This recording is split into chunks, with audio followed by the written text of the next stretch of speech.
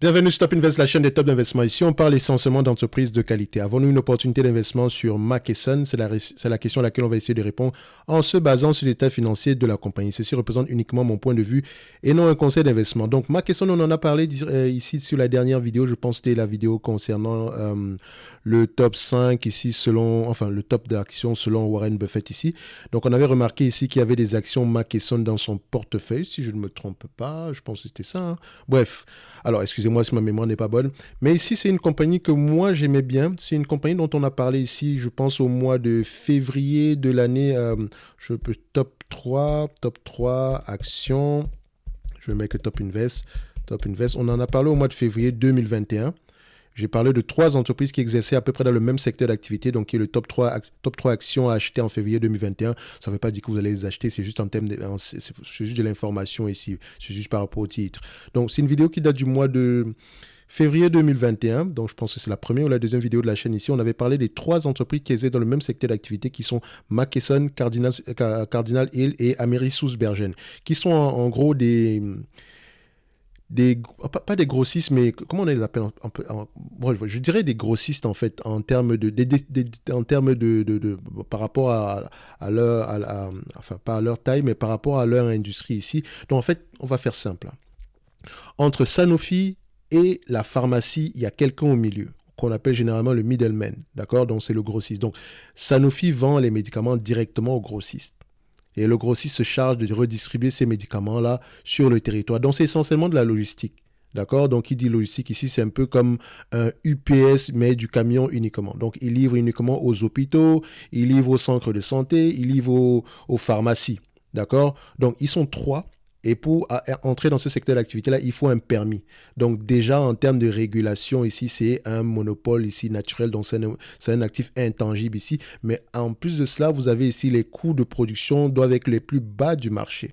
Donc, c'est-à-dire qu'ici, les coûts d'exploitation ici doivent être les plus bas possibles. Parce qu'en fait, vous allez voir ici que les marges sont minimes.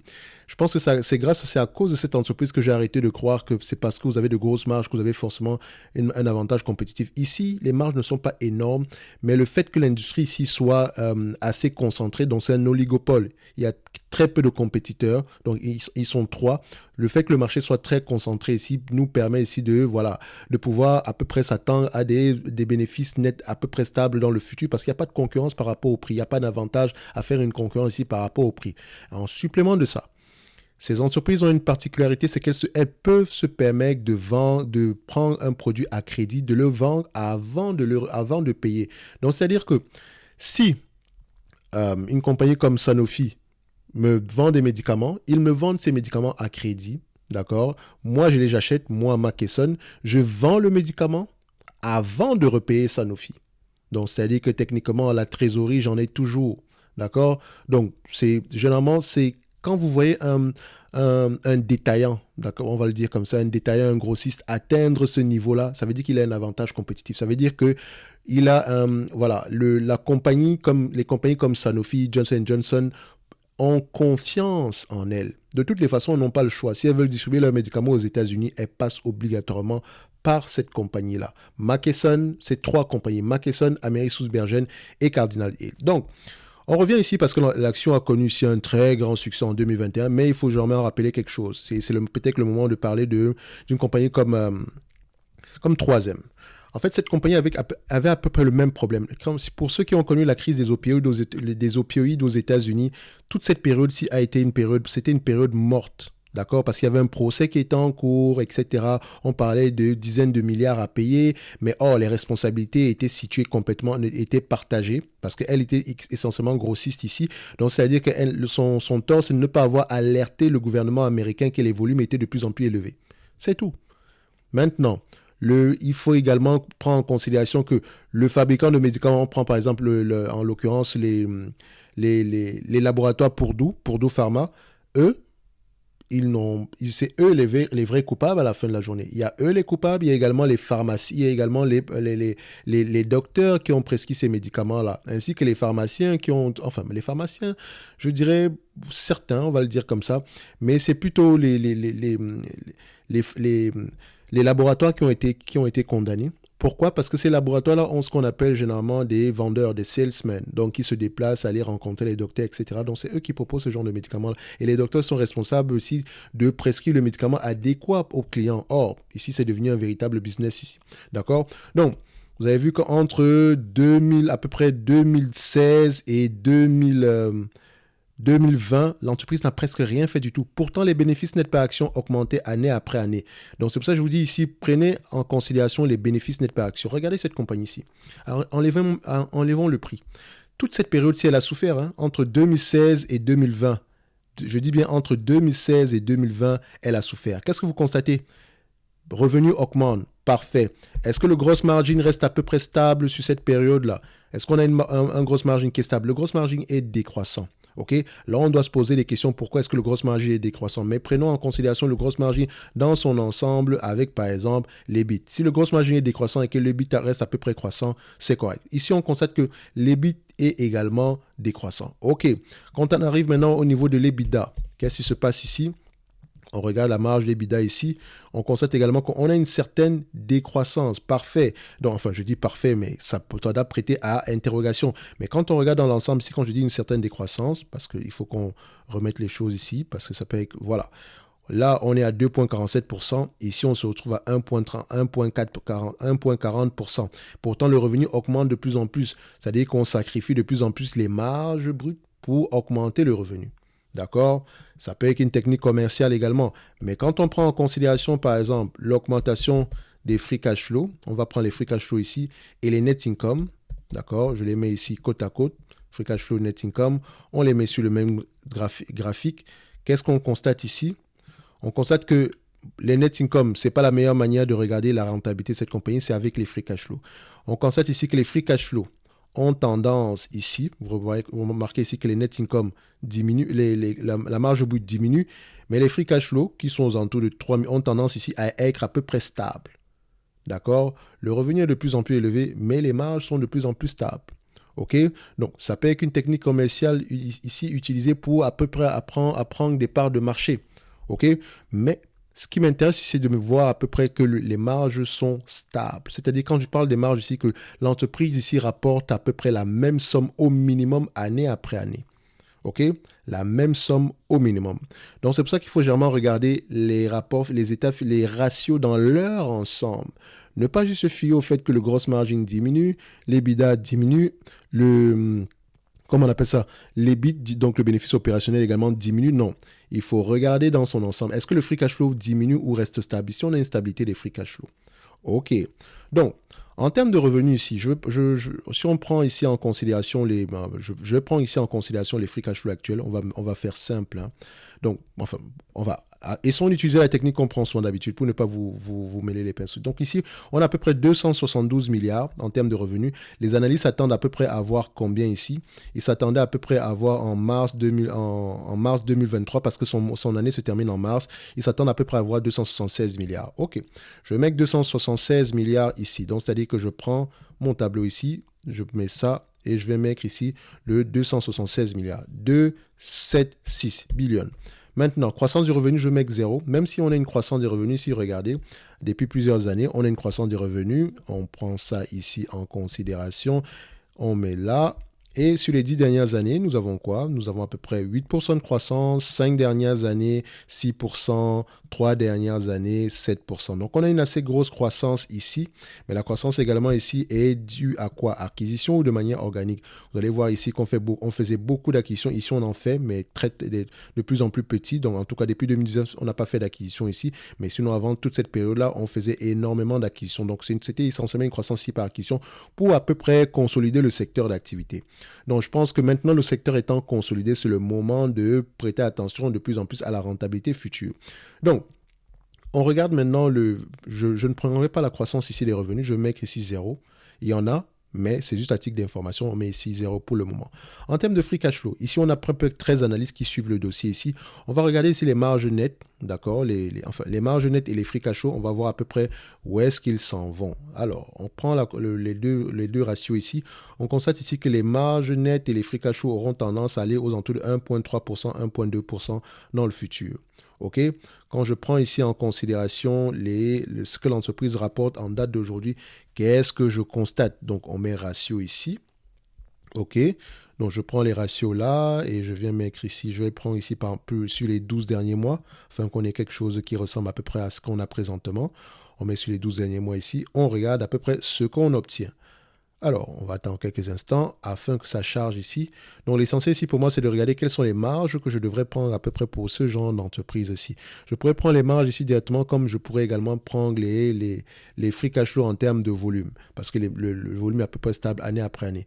Donc, net income, qui n'est pas la meilleure manière d'évaluer cette compagnie ici, d'accord? Et on va prendre les free cash flow. OK? Alors, pour les free cash flow ici, c'est la ligne c'est la ligne en blanc. On constate une chose. Je vais les mettre ici avec un graphique ici en histogramme. Qu'est-ce qu'on constate? On a des free cash flow aux alentours des 1,3% par là. 1,3, 1,4%. Donc, je prends ici 1,3 parce que ça colle à peu près avec ce qu'on a également précédemment ici. Donc, le Covid également étant passé par là. Je prends 1,3%. Si on a 276 milliards, d'accord, on prend ça, 276 milliards multiplié par 0,013.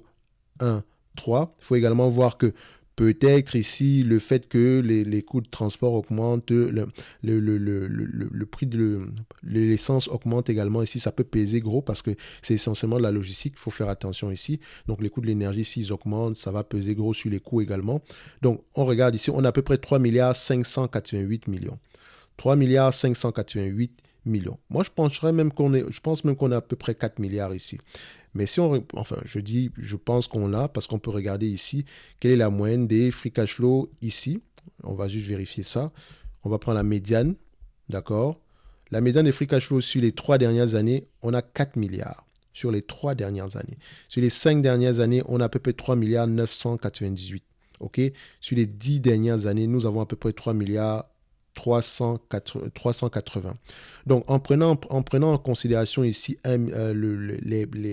les marges, je ne pense pas avoir la véritable rentabilité de l'entreprise. Mais qu'à cela le tienne, on prend ça comme information ici. OK? Donc, si je prends 4 milliards ici, 4 milliards divisé par 276 milliards ici, ça donne combien? Ça donne à peu près 1,44%, d'accord? 1,45%. Et vous allez voir que c'est quelque chose, le 1,45%, combien de fois on a eu par le passé ici. Donc, je vais le prendre ici en yearly, d'accord? On met ça là. On va le prendre annuellement, d'accord? Et on va le mettre là, on valide. Le 1,4%, on l'a à peu près à quel niveau? Voilà, vous voyez ici, 1, 2, 3, 4.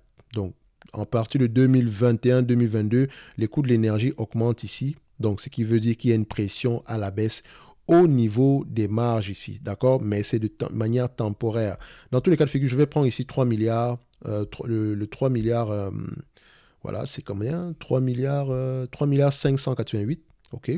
Donc, on va le mettre ici 1.3, on était à 1.3, c'est bien ça, 1.3, exactement, 1.3, d'accord. Alors, je vais mettre Finbox ici directement pour que ce soit plus facile pour nous. Finbox. Maintenant, qu'est-ce qu'il nous reste à trouver ici? Il nous manque ici le nombre d'actions, d'accord. Quel est le nombre d'actions que nous avons ici aujourd'hui? Nous avons à peu près 140 millions d'actions. Elle rachète massivement ses actions, donc c'est-à-dire qu'elle vous distribue un dividende ici déguisé. D'accord? Donc la rentabilité du dividende ici est bien plus élevée que ce qui est affiché en date d'aujourd'hui, qui est aux alentours de 0,57%. Faites très très attention par rapport à ça. Il faut prendre en considération ce qu'on dépense pour les buybacks plus le dividende, le rendement, pour avoir une information générale. De toute façon, on va revenir dessus. On a 144 millions d'actions. Je vais mettre ça ici. 144 millions d'actions, 144. Maintenant, le marché paye combien pour cette entreprise-ci en général? Vu que j'ai pris les free cash flow, je vais prendre les price to free cash flow. Les price to free cash flow ici. On ferme ça. OK.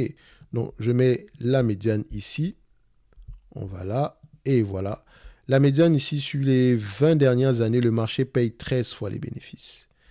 10 dernières années, il paye 10 fois les bénéfices. 5 dernières années, il paye à peu près 8 fois les bénéfices. Et vous allez me dire que ouais, mais le marché ne paye pas beaucoup pour cette entreprise-ci. Mais n'oubliez pas qu'à une certaine période, on avait des procès en cours. d'accord, entre 2016 et 2020, vous pouvez constater ici qu'on n'a presque rien fait. Donc, ça pourrait impacter la valorisation ici. Je vais prendre 13 fois les bénéfices, d'accord, même si je pense qu'on peut être à 13, 14 et 15. D'accord, ça, ce n'est que mon avis ici. Peut-être même plus que ça, parce que c'est une entreprise ici. Voilà, c'est... Si vous aimez les compagnies pharmaceutiques et vous pensez que les compagnies pharmaceutiques ici exercent dans un secteur qui est défensif, combien de fois les distributeurs? Ils doivent avoir à peu près les mêmes marges, hein. En tout cas, ça, ce n'est que mon avis. Mais on ne va pas essayer d'être plus intelligent que le marché ici. On va exactement donner ce qu'on nous propose en date d'aujourd'hui. Alors, on prend ça, je viens là, et je mets ici 13, d'accord, 14 et 15 fois les bénéfices. Je ne prends pas 15 fois les bénéfices de nulle part, hein. Je peux regarder ici. Vous voyez qu'à 15 fois les bénéfices, voilà, on avait souvent tendance à voir les 15 fois les bénéfices avant la période de procès et pense qu'on est en train de s'en aller vers le 15 fois les bénéfices. OK? Donc, il faut vraiment prendre en considération l'entreprise dans son contexte, mais également regarder qu'est-ce qui se passe présentement de différent par rapport au passé ou bien qu'est-ce qui s'est passé sur les dernières années. Donc, j'ai l'information ici, la dette nette. Au niveau de la dette nette ici, qu'est-ce que nous avons? Dette nette. La dette nette ici est aux alentours de combien? Aux alentours de 4 milliards 390. Ici, on a combien? 4 milliards 910. OK. Bah, on va le laisser comme ça. Même si je vais marquer ici 13. D'accord. 14.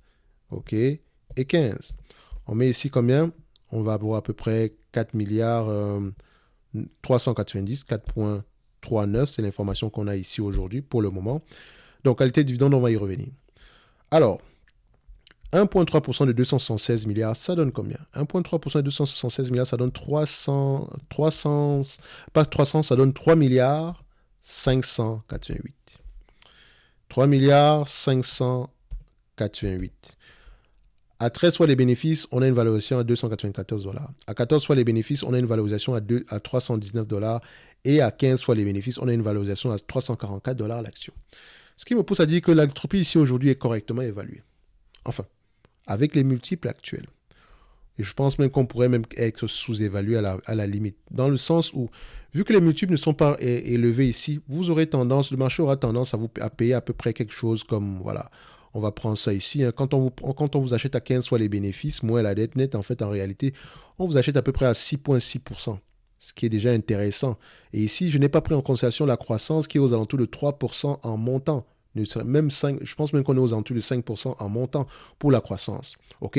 Si on admet qu'on arrive, que l'estimation des analystes ici, parce qu'ils attendent à peu près à avoir une certaine croissance année après année jusqu'en 2026, donc on va essayer de prendre ici voilà, on va prendre l'estimation la plus élevée ici en 2027, 337 milliards, 337 milliards, 1,3%, admettons qu'on reste à 1,3%, même si le 1,4 est possible ici, d'accord? Multiplié ici par 15 fois les bénéfices, exagérons, moins la dette nette, d'accord? Moins la dette nette ici qui est aux alentours de moins, disons, 4,9 milliards, admettons que ce sera le cas encore là-bas, divisé par le nombre d'actions, nous avons à peu près 144 millions d'actions, d'accord? On pourrait avec une valorisation de 422 $ l'action. C'est pour ça que je dis que l'entreprise pourrait être sous-évaluée ici aujourd'hui. Et je vois que vous-même, vous constatez qu'on a quelque chose ici qui n'est pas extrêmement sous-évalué. Mais attention, je ne prends pas en considération une éventuelle augmentation des marges ici. D'accord? Le revenu la croissance pourrait être bien plus élevée que ça. Les marges pourraient être bien plus élevées que ça. Le nombre d'actions pourrait être moins élevé que ça. D'accord? C'est pour ça que je dis ici que cette compagnie ici pourrait représenter une opportunité d'investissement. Enfin, peut-être que je le dis également parce que mon raisonnement est biaisé, étant moi-même actionnaire de cette compagnie-ci. Donc, il faut comprendre que mon raisonnement également peut être biaisé. D'accord? Donc, si on va ici, si on réfléchit de la manière stricte ici, comme par rapport à ce qu'on a souvent l'habitude d'avoir ici sur Top Invest, on se dira que l'entreprise est correctement évaluée au prix actuel. Correctement évaluée et pas surévaluée. Certainement pas surévaluée. Correctement évaluée au mieux. OK? Avec un potentiel, avec une possibilité d'augmentation des revenus. Donc, enfin, pas des revenus, mais des marges ici, d'accord? Donc, en termes de dividendes, je vous ai dit que pour le dividende ici, vous allez voir qu'on est à 0,57%, etc.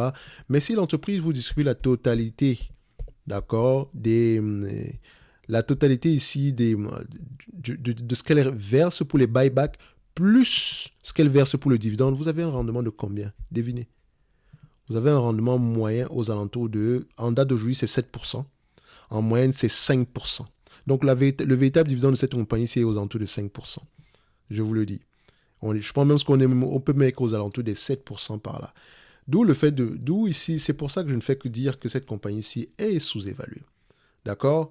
Enfin, je dirais ici qu'au prix actuel, on est correctement, on pourra se dire qu'on est correctement évalué au pire. Au pire, on est correctement évalué. Mais si on essaie de regarder un peu dans le futur par rapport aux perspectives d'avenir, on pourrait se dire qu'on a une opportunité d'investissement ici. Elle n'est pas aussi intéressante que ce qu'on avait eu précédemment. Mais voilà. Si ça vous intéresse, vous pouvez commencer à bâtir une position ici. Surtout que c'est un business facile à comprendre. OK? Mais il y a toujours des risques. Et le risque ici est simple, c'est parce que les plus gros clients ici sont à peu près les pharmacies. Et les pharmacies aux États-Unis, il n'y en a pas 400 milliards. Hein. Vous allez voir CVS, Walgreens et voilà. Le reste, c'est Walmart. Je pense que c'est Target également, je pense que c'est Costco. Donc, ils ne sont pas nombreux. Donc, ils ont un pricing, enfin, pas un pricing power, ils ont un pouvoir de négociation. Mais surtout, les plus gros, c'est vraiment CVS et les plus gros, c'est CVS,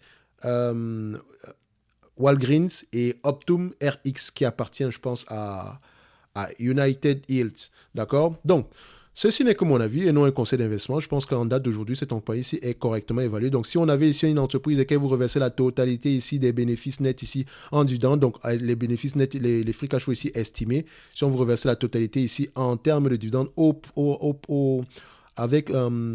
market cap actuel, donc à la capitalisation boursière actuelle, ça vous aurez un rendement de combien? Vous aurez un rendement total, excusez-moi, j'ai fait une erreur, 3,588 divisé ici par 53,56, vous aurez un rendement à peu près de 6,7%.